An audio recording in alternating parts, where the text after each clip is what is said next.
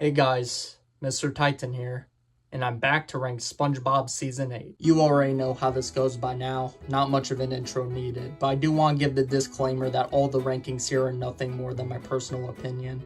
I realize I forgot to do that for the Season 6 and 7 review. Now sit back, relax, chow down on some chum fricassee, God I'm gonna run out of these, and get ready for every episode of SpongeBob Season 8 ranked. Let's do this.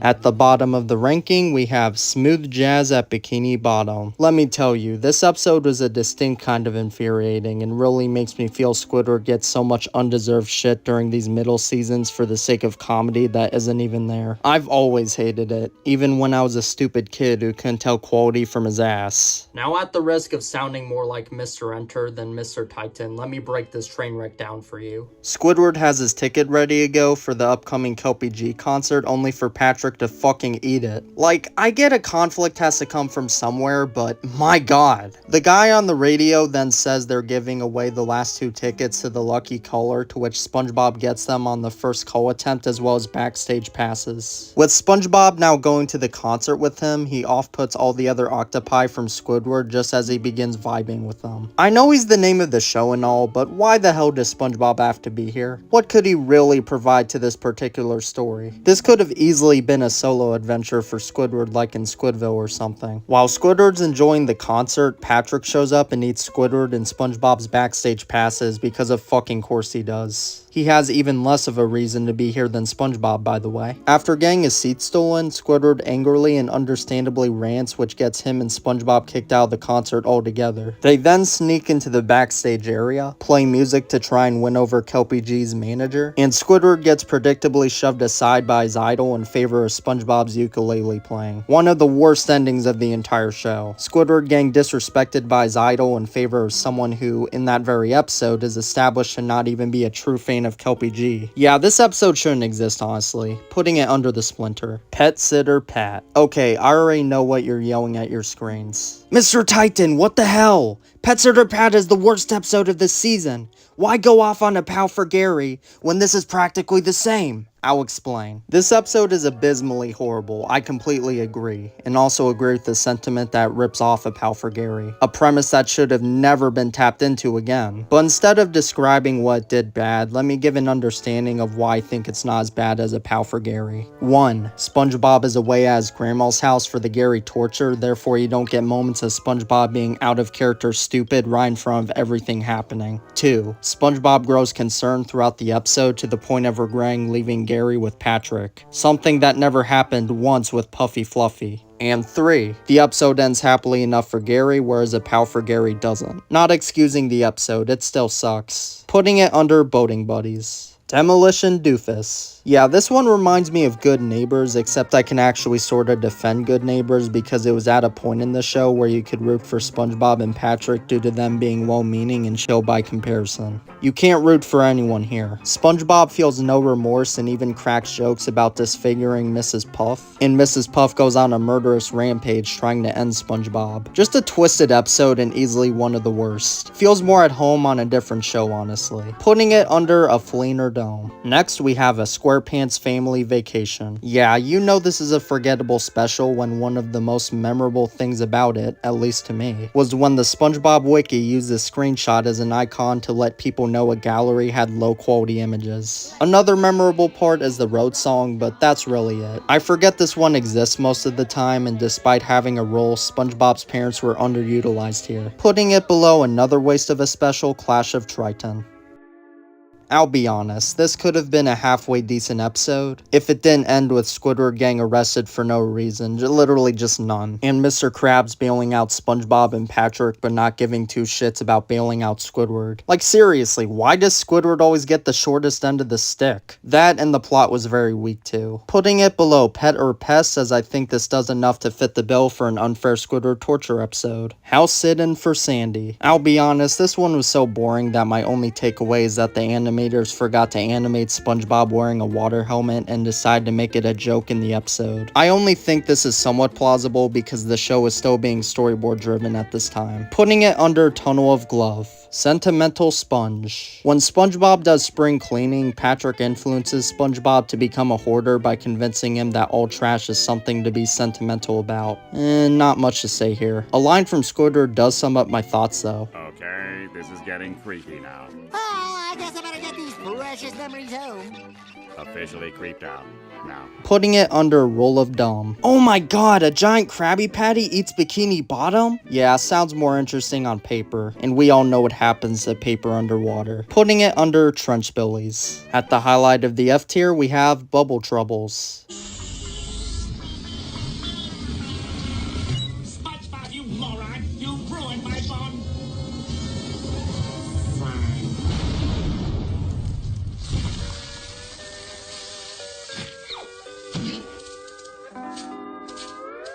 Let's go to Sandy's. Putting it above Grooming Gary. Let's move on to the D tier.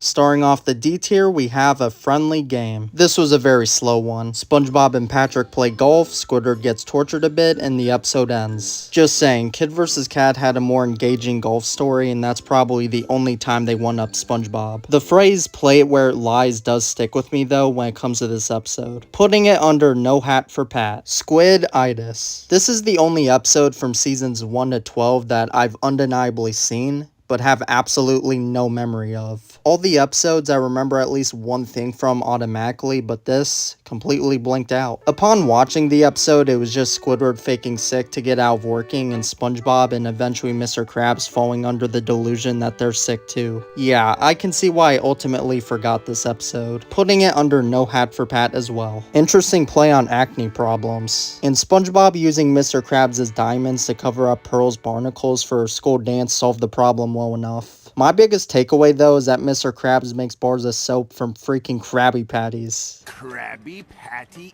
essence. Putting it above the Donut of Shame.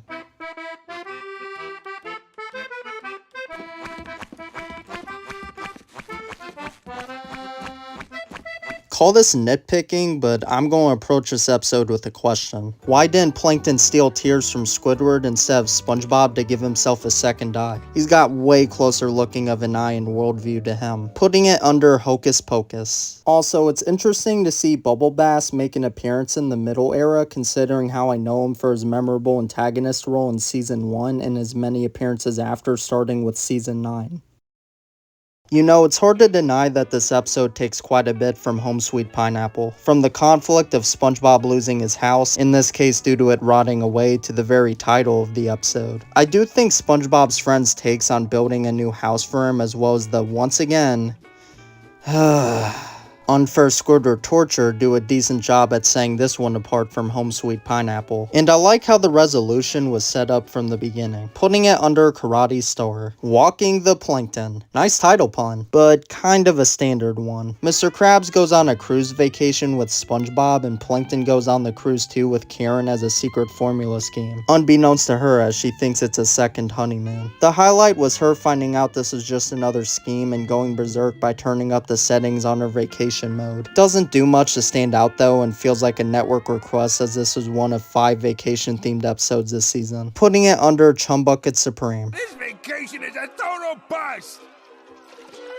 Thanks, my sweet little gondolier. This is gonna be the best honeymoon ever. You know, it's weird to me how this episode made a big deal about Glove World closing down to make room for Glove Universe, but in every future episode, Glove World still exists, including a whole damn special with its namesake. But once again, getting ahead of myself. Putting it under Pat No Pay. Next up is Bubble Buddy Returns. Yeah, this is kind of false advertising. I say kind of because while Bubble Buddy does indeed return, he only does so at the end, and it's his son Shiny that's focused on, who, for the record, is a a freaking menace. He messes up Squidward's house, the Krusty Krab, and repeatedly gets SpongeBob brutalized. But is it really far off from his dad? He let a guy drown. Regardless, it was nice to see SpongeBob acknowledge the pre-movie era at this point in the show, and a later episode at least does a better job at actually returning Bubble Buddy, putting it above Model Sponge. Patrick's staycation. When Patrick wants to take a vacation from sitting on his ass and doing nothing but can't afford a real vacation, SpongeBob gives him a staycation. The highlight here was Squidward being like, if you can't beat him, join him, when Patrick wanders off to his house thinking it's a resort. Yes, he is that stupid. It was also sweet of Mr. Krabs to let SpongeBob sleep on his hammock after Patrick steals his bed. I like father figure moments like that from him. Putting it below Keep Bikini Bottom Beautiful.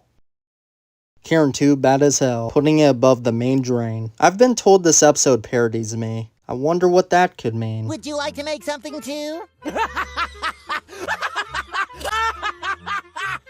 I'm a critic. I don't make things. I judge things. I'm a judger. That's not necessarily true, as you can see. You can't give that dunderhead the artist hat. Who's the critic here? Me. And this episode's going under SpongeBob's Last Stand. I'm not sure how I feel about this sudden change. Stop! Treats. When SpongeBob gets a new snail treat for Gary that ends up running out everywhere around the globe, SpongeBob has to deal with Gary's constant meowing. As someone who has cats who beg for literally everything, this episode was relatable to a point, putting it above SpongeBob's Last Stand. For Here or To Go. In this one, Plankton wins a contest to get a free Krabby Patty, which he gets the bogus business bureau to hold Mr. Krabs to honoring with the threat of the Krusty Krab gang shut down. Plankton's plan fails when he's forced to eat the Krabby Patty, and for the patty to have already been digested by the time Karen cuts it out of him. Jesus. Points for bringing back the action theme from season 1. Putting it under Squidward. Move it or lose it. When a city officer reveals Mr. Krabs and Plankton's restaurants are too close together, he threatens to bulldoze the restaurant that has the least amount of signatures on a petition. And you'd think the Krusty Krab would have the signatures in the bag, but due to SpongeBob's ineffective job at getting signatures thanks to Plankton crafting a lie that Krabby Patties are evil, and Plankton opening a yard sale for his inventions, he gets the most, and it's the Krusty Krab that has to be bulldozed 1 foot back to put the restaurants 100 feet away from each other. After building up the stakes kind of anticlimactic, and thanks to SpongeBob's excitement, the chum bucket gets bulldozed instead. As far as just their episodes go, I'd gladly watch this again, putting it above Picture Day. In Spongiac. Interesting and relatable as all hell plot of SpongeBob not being able to fall asleep and ultimately becoming an insomniac just like me. God, I'm tired. The trippiness of SpongeBob drinking coffee and hallucinating a giant Mr. Krabs mustard dispenser, among other things, was the most memorable part. Pretty lame ending of SpongeBob being forced to cry mustard, though. Putting it above the monster who came to Bikini Bottom. Also, guess Squidward's house just doesn't exist this episode. If I could describe this episode in one word, it'd be unhinged. Not only does this episode feel like it took inspiration from a certain creepypasta that got me interested in watching scary videos as a kid, but it wraps up perfectly with Squidward letting his intrusive thoughts take control as he chainsaws a bunch of paper-mache SpongeBobs. This is it! My happiest memory! He's so handsome. I don't know if that's something I would say as someone's destroying a bunch of paper-mache replicas of me, but okay. Putting it above You Don't Know Sponge. This is definitely the best vacation-themed episode from Season 8, though that's admittedly not the highest bar. As Sandy is leaving to take a vacation to the moon, SpongeBob goes to bring her a see you soon cake, only to end up tagging along, much to the chagrin of Sandy. Now, this isn't exactly the most original story, as there's episodes before and after that have SpongeBob and Sandy as central characters involving the moon, but I enjoyed it for what it was. I liked the experimentation with photorealistic imagery when SpongeBob and Sandy were surfing on the moon, and this cameo from Ernest Borgnine as SpongeBob and Sandy were crashing down. The ending wraps things up well enough, with Sandy assuring SpongeBob she had fun when SpongeBob apologizes for ruining her vacation and starts planning their next vacation to Mars. For some reason though, I can never remember this episode. What was I just talking about? Whatever it was, I think it would be going just above squirrel jokes. If I see the words Krusty Krab one more time, I am going to scream.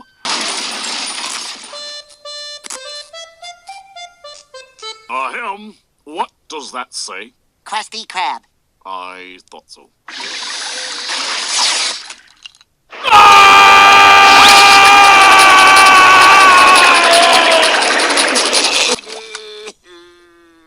Finally, at the highlight of the D tier, we have Oral Report. One word comes to mind with this episode. Experimental. Patrick dressing up as Mrs. Puff for some reason. Check.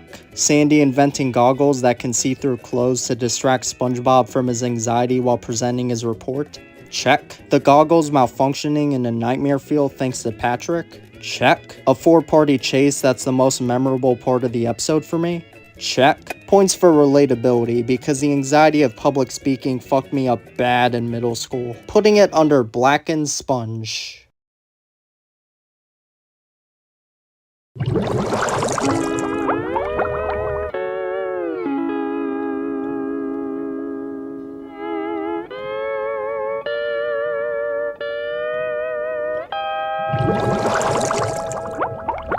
Starting off the C tier, we have The Hot Shot. This was a nice take on a boating school episode. When Bikini Bottom's equivalent of Dale Earnhardt Jr. joins Mrs. Puff's boating school and shows himself to be a natural at driving much like the real Dale Earnhardt Jr., Mrs. Puff lets SpongeBob drive with him, to which he actually improves thanks to Tony Fast Jr. telling him to be cool while driving. Of course, you can't change the status quo by having SpongeBob graduate from boating school, I guess. So later, SpongeBob stops by Tony Jr.'s place, to which they take one of his dad's speedboats for a drive until they get challenged to a race that evolves into a high-speed police chase that ends in them crashing onto Mrs. Puff. And that's the end of Tony Fast Jr. He died, transferred schools. This was definitely a better way to reset the boating school status quo than Nautical Novice, where they had SpongeBob do everything perfectly right and robbed him of getting his license last second. My biggest takeaways, though, are SpongeBob's confirmed telepathy and this weird animation error that I always get reminded of when rewatching this one. What kind of miscommunication resulted in this? Putting it above best day ever.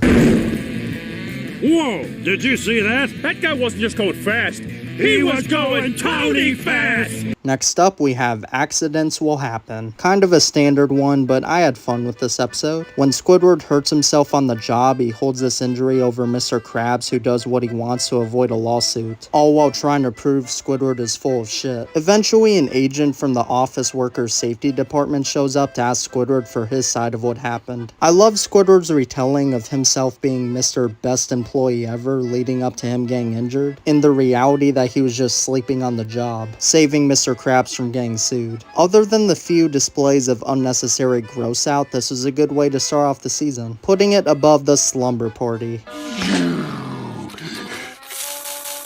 Fucker! Now that's what I'm talking about. Lord Poltergeist was a nice one-off, and I liked the way the Flying Dutchman came into play through the revelation that he used to be part of his crew and stole his gold. And this was just his best role since Shanghai, honestly. The highlight here was Mr. Krabs, Patrick, and Squidward getting sent into a state of limbo where Mr. Krabs gets tormented by a paid toilet, Squidward gets tormented by a giant, low-pitched, different art-styled SpongeBob, who, I'm not gonna lie, is creepy as all fuck, and Patrick, who is supposed to get tormented by a sentient donut, only to rage bait the donut so hard that's the one who ultimately ends up suffering. Funny subversion. Also, I don't know how interesting this is to any of you, but as a SpongeBob music fan, I find it quite interesting. This was the episode that effectively retired the steel licks that debuted in season 2 and replaced them with the hot steel and slide licks. For audio reference, it went from cues like this to this.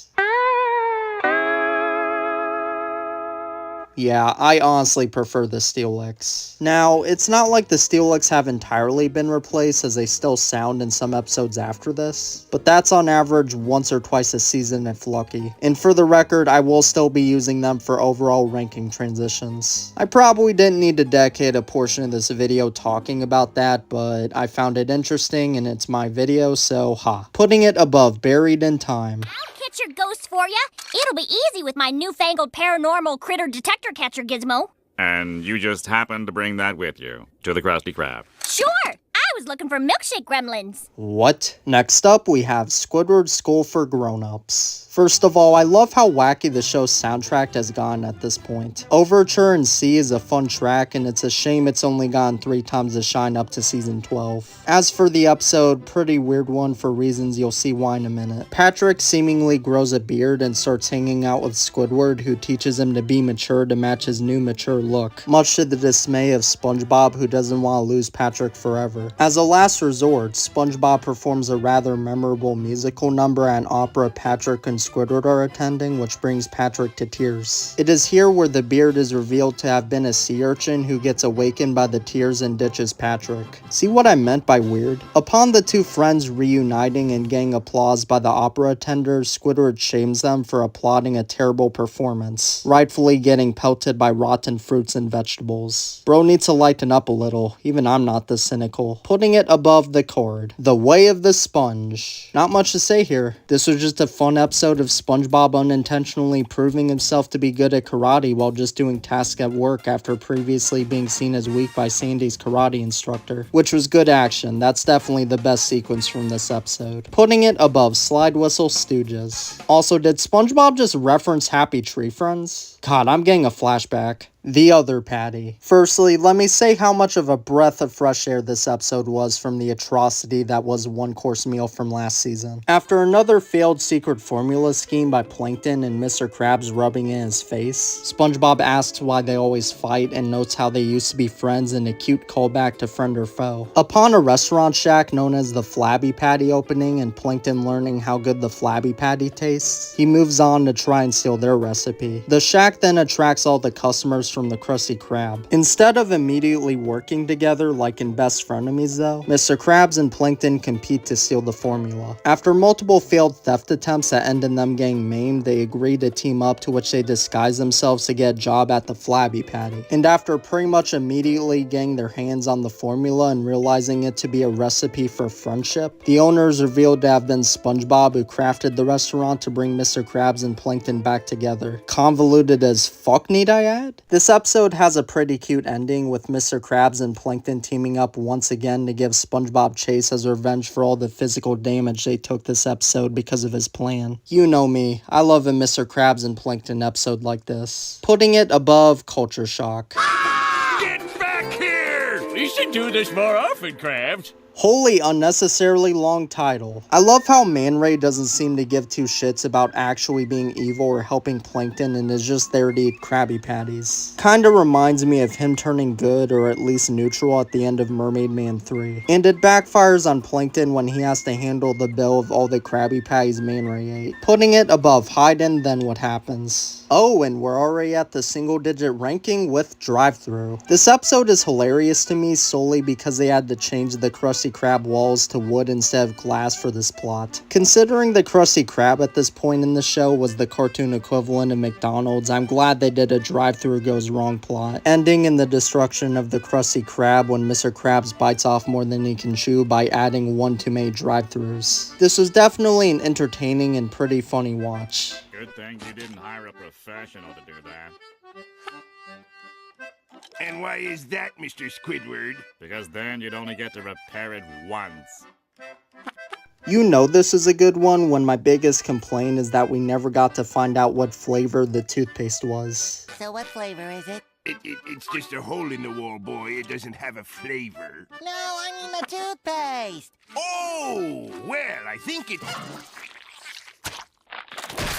Time to get out the dental floss. It's simple, but that's what makes it enjoyable. Putting it above Perfect Chemistry. Sweet and Sour Squid. You know, it puzzles me how it took until season 8 for Squidward and Plankton to get an episode together. They're like the most cynical, unluckiest characters of the main cast, so them getting extended screen time together was fun and automatically makes this episode something of a masterpiece. When Plankton theorizes that Squidward might know the secret formula due to being a veteran employee, he attempts to befriend him to get him to disclose the formula, only to constantly get told to fuck off. SpongeBob then tells him to talk to Squidward about music. Especially his favorite kind of music. His own. Due to Squidward's music being predictably horrible, Plankton wears earplugs as Squidward plays and cheers him on. We even get a nice little song out of it. Upon being asked what's in the Krabby Patty, Squidward says he doesn't know the secret formula since he's the cashier. You could call this a retcon since he's made Krabby Patties before, but I think he either forgot due to simply not giving enough of a damn to remember, or is fucking with Plankton here. After losing his earplugs, Plankton steals Squidward's clarinet to stop him from playing. Plankton then gets arrested due to the cops thinking he was the one playing the clarinet badly, and Squidward ends up with a broken clarinet. Not the happiest end for our two focused characters, but still a fun journey nonetheless. And luckily for me, not even the best interaction we'll see from them this season. Putting it under the algae's always greener. At number 7, we have another special, Frozen Face Off. Interesting plan from Plankton, setting up a sled race where the winner gets $1 million to get the main cast out of the way to steal the secret formula. Who is he, Chris McClane? If he has that kind of money, why bother with the secret formula? Must be a matter of principle. After blowing up the Krusty Krab, Plankton actually gets the formula, but can't get the cork unstuck from the bottle thanks to how small he is. I never thought I'd get this far. This was a nice special and one of the better ones from the post-movie era, as most fans call it. I also really like the stop-motion snow monster here and like to think it was a test run for a later really great Christmas special from this season. And it's cool to see the stop-motion monster interact with our 2D animated cast. That's some true gumball shit. Putting it above Mermaid Man and Barnacle Boy 2, Planet of the Jellyfish. The story of alien jellyfish making clones of everyone and SpongeBob and Sandy having to save them was great. And I like the defeat of the alien clones ceasing to exist upon getting hit by mayonnaise. Putting it above Born to be Wild. I'll have one relish patty. Hold the man.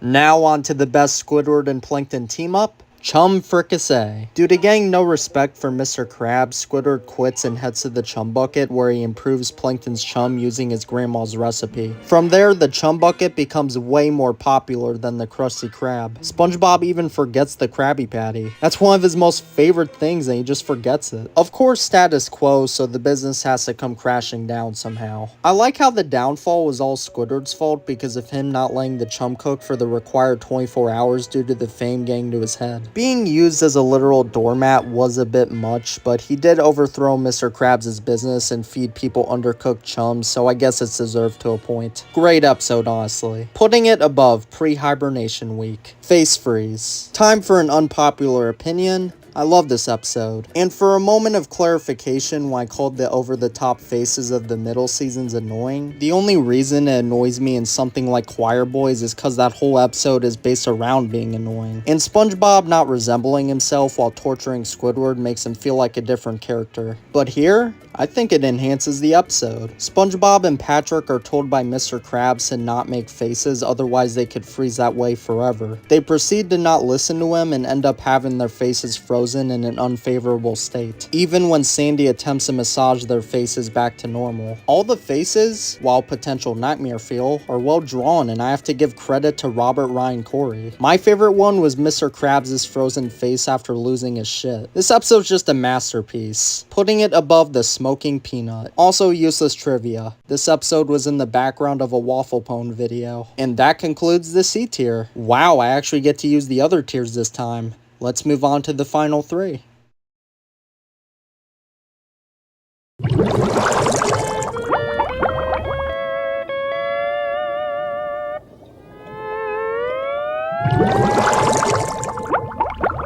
Entering the B tier, we have Mermaid Man Begins. Let's go, an origin episode. And considering this was the last episode where Mermaid Man and Barnacle Boy have a main speaking role, this was a poetic way to end things. When a bad storm fucks up the TV signal just as the origin story of Mermaid Man and Barnacle Boy is about to come on, SpongeBob and Patrick head over to the Mermalair to ask the heroes themselves. Well, they actually head over to see if they have a working TV signal to play the episode, but they eventually arrive on the former. So So how it went, according to Mermaid Man, is that one day he was tanning on the beach before he got dragged underwater by a wave. Before he could drown, he was given a sea star that allowed him to breathe underwater. While feeling lonely due to being the only human in Bikini Bottom, Mermaid Man spots Barnacle Boy as he's scraping barnacles off the bottom of a ship and assumes he's drowning. So he uses his telekinesis powers to fill his lungs with barnacles to allow him to breathe underwater too. As Barnacle Boy continues the story, he talks about Mermaid Man taking credit for saving the day, which sparks an argument that gets cut off by the TV coming back on and showing the real origin story. The story starts with two young roommates named Ernie and Tim, nice homage to the voice actors, as they cook popcorn for movie night. Then a chain reaction of hilarious events started by a radioactive ant happens, only for it to have been overcooked popcorn that turned them into superheroes. Not gonna lie, not gonna exaggerate, this episode is honestly on par with the best Mermaid Man episodes of pre-movie. The long-awaited origin story, Mermaid Man and Barnacle Boy's false memories of how it happened, the funny subversion of the slightly overcooked popcorn and the actual origin, the change in art direction of the origin, and of course, the funny ending of SpongeBob and Patrick trying to overcook popcorn to become superheroes themselves. All of these things make this one of the best Mermaid Man episodes and a worthy B-tier episode. Putting it just under Mermaid Man and Barnacle Boy 3 just cause that one's funnier, would recommend it to just about anyone. Hello, Bikini Bottom. This was definitely one of the best specials of the show. SpongeBob one-off, kind of. Colonel Carper discovers how good Squidward and SpongeBob are as a musical duo and wants to represent them, only for Mr. Krabs to steal his opportunity for money. I like the back and forth this creates of Colonel Carper rigging Mr. Krabs' sound equipment to explode and Mr. Krabs stealing his sound equipment in response. All the places SpongeBob and Squidward tour at were decently funny and entertaining.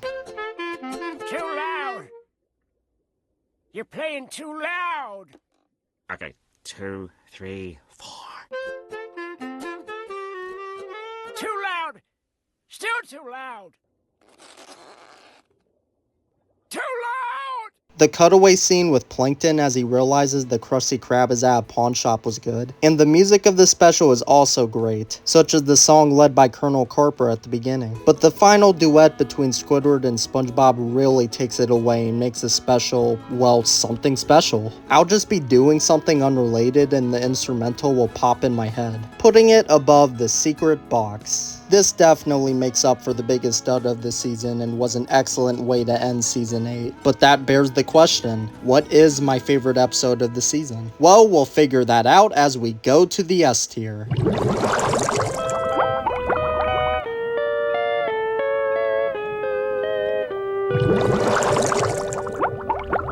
At the number 1 spot, we have It's a SpongeBob Christmas. Just gonna say it, this is my favorite Christmas special of the series. One came before it, many came after it, but this is easily the best one. I remember watching the premiere with my family back in 2012, and since it's been one of my favorite episodes in general. The stop motion Bikini Bottom, how well the characters are integrated into this stop motion world. The songs, the conflict of Plankton creating Jerktonium to put everyone except him on the naughty list. The ambition to create a Christmas special that fit right alongside other stop motion Christmas classics. While Christmas Who is great in its own right and will always hold a special place in my heart, It's a SpongeBob Christmas will always define what a Christmas special should be to me. And that's exactly why it's getting sandwiched in between As Seen on TV and Wishing You Well in the S tier, right where it belongs. And that concludes Season 8.